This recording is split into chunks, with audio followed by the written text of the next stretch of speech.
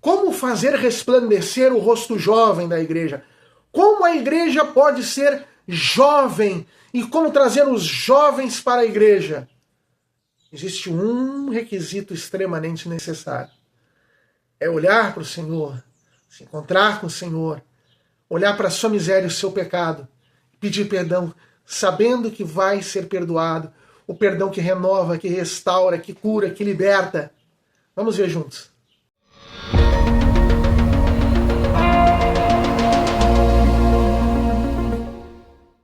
A paz de Jesus, que bênção estarmos novamente juntos. Deus abençoe a todos. Sou Manuel Guimarães, da comunidade Paz e Mel, e nós estamos aqui novamente juntos para conhecer, nos aprofundar, mergulhar, nos banhar, nos enriquecer com os tesouros da igreja. Novamente aqui com os discursos do Papa Bento XVI aos bispos brasileiros em visita a Límina entre os anos de 2009 e 2010. Então, os bispos do mundo todo, de tempos em tempos, vão visitar o Santo Padre para dele ouvir uma palavra.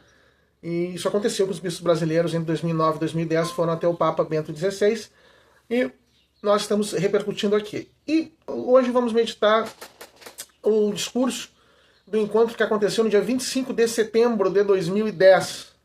25 de setembro de 2010, eram os bispos da Regional Leste 1, né, que estavam incluindo o Rio de Janeiro.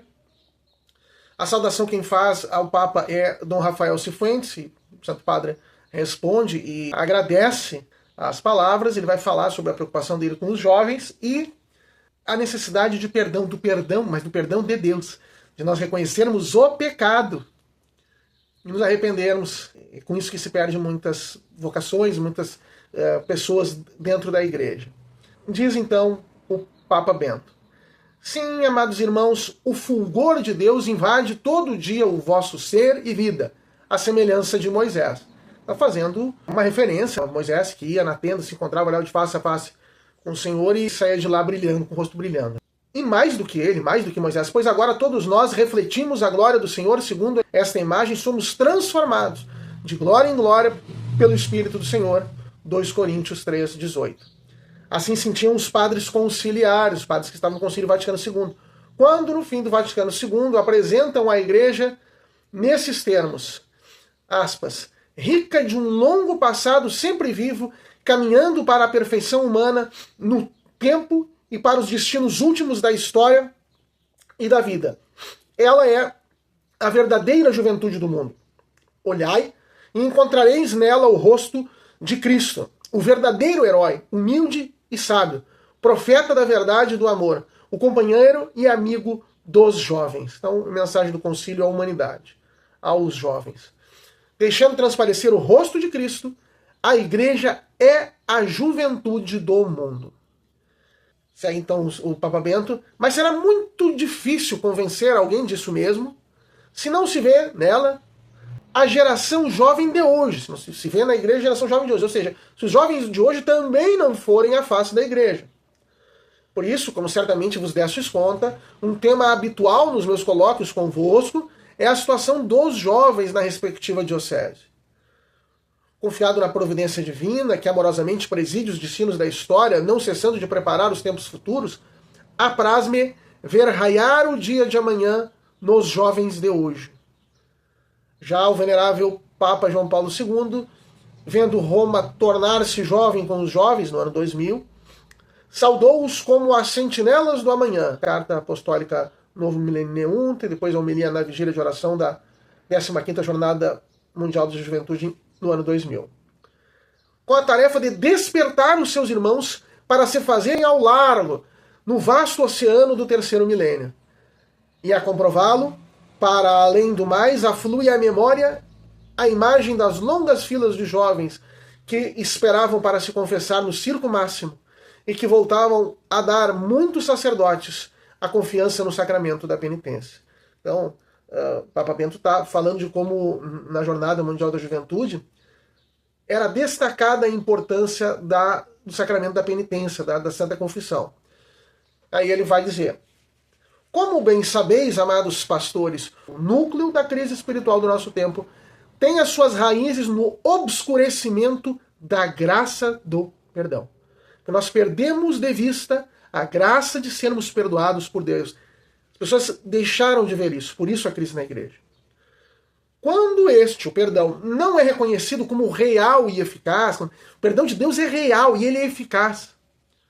Tende-se a libertar a pessoa da culpa, fazendo com que as condições para a sua possibilidade nunca se verifiquem.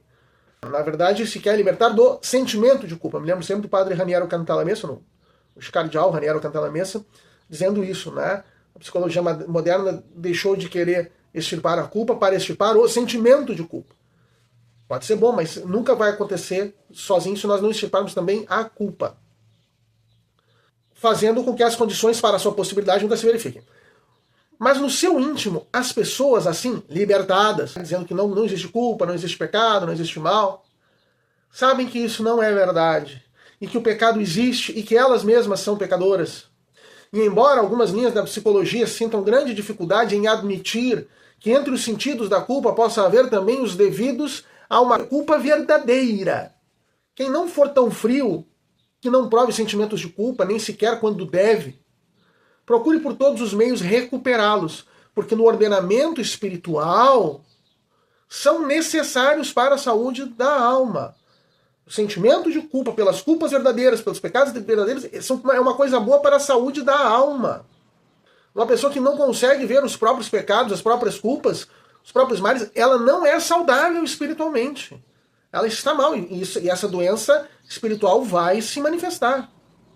De fato, Jesus veio salvar, não aqueles que já se libertaram por si mesmos, pensando que não tem necessidade dele, mas veio libertar quantos sentem que são pecadores e precisam dele. Faz a referência a Lucas 5, 31, 32, né? Jesus disse, eu não vim salvar os justos, mas os pecadores, porque quem precisa de médicos são os doentes e não os sãos, não os saudáveis. Então é isso, nós precisamos reconhecer o nosso pecado, reconhecer a nossa debilidade, reconhecer o mal em nós, e nos arrependermos e pedirmos a Ele. Ele pode nos dar o perdão, aí é uma maravilha. Também me lembro sempre do padre Amadeu Ciancini, tem um livro dele maravilhoso, Viver Reconciliados, em que ele fala disso. Olha, se nós ficamos negando a culpa, negando a existência da culpa, do pecado, nós nunca vamos experimentar a maravilha da experiência do Filho Pródigo. A maravilha de nos sentarmos no colo de Deus, sabendo que somos pecados, e chorarmos porque somos acolhidos sendo pecadores. Eu não mereço, mas o Senhor me amou. Ele quis me perdoar do meu pecado. Eu não merecia, eu não podia exigir. E por não poder exigir, vem aquela insegurança, o que será que vai acontecer de mim? Eu tenho mal em mim. Mas o Senhor nos acolhe e nos perdoa assim. Precisamos do perdão que constitui o cerne de toda a verdadeira reforma interior, né? Refazendo a pessoa no seu íntimo, torna-se também o centro da renovação da comunidade. A renovação da pessoa, a reforma da pessoa e a renovação da comunidade, o perdão verdadeiro, o arrependimento do pecado, enfim. Com efeito, se forem retirados o pó e o lixo que tornam irreconhecível em mim a imagem de Deus, torno-me verdadeiramente semelhante ao outro, que também é imagem de Deus, e sobretudo torno-me semelhante a Cristo, que é a imagem de Deus sem defeito nem limite algum, o modelo segundo o qual todos nós fomos criados. Então, nós, como se fôssemos uma bela escultura, mas ela está cheia de sujeira, de entulho por cima, então ela já está deformada. Nós precisamos tirar essa sujeira, tirar esse entulho, para nós voltarmos a ficarmos belos como nós somos, mas isso que nós somos ficou oculto por essa sujeira. Então, é isso que o perdão dos pecados faz. Ele nos lava, nos liberta, nos purifica, retira essas nódoas que ocultam a imagem de Deus que nós somos. São Paulo exprime isso de modo concreto. Já não sou eu quem vivo, é Cristo que vive em mim. Gálatas 2:20. Sou arrancado do meu isolamento e acolhido numa nova comunidade sujeito. O meu eu é inserido no eu de Cristo. E assim é unido ao de todos os meus irmãos. Somente a partir dessa profundidade de renovação do indivíduo é que nasce a igreja, nasce a comunidade que une e sustenta na vida e na morte. Ela é uma companhia na subida, na realização daquela purificação que nos torna capazes da verdadeira altura do ser homens, da companhia com Deus. À medida que se realiza a purificação, também a subida, que ao princípio é árdua, vai se tornando cada vez mais jubilosa essa subida. Essa alegria deve transparecer cada vez mais na igreja, contagiando o mundo, porque ela é a juventude do mundo. Não é assim. A igreja ela vai se tornar jovem, bela, quando ela buscar o perdão, de reconhecer o seu pecado, não orgulhosamente, vaidosamente, impiedosamente, soberbamente, negar o seu próprio pecado, querer desculpar-se a si mesmo, querer dizer que se basta a si mesmo, não. Mas quando ela olha para si, vê o seu pecado, olha os seus males e vai a Deus confiante e pede a misericórdia do Senhor e é perdoado, bom, aí ela fica limpa e bela e jovem e encantadora, e encanta a humanidade, faz a igreja jovem, faz a igreja nova, fazem os jovens igreja, enfim.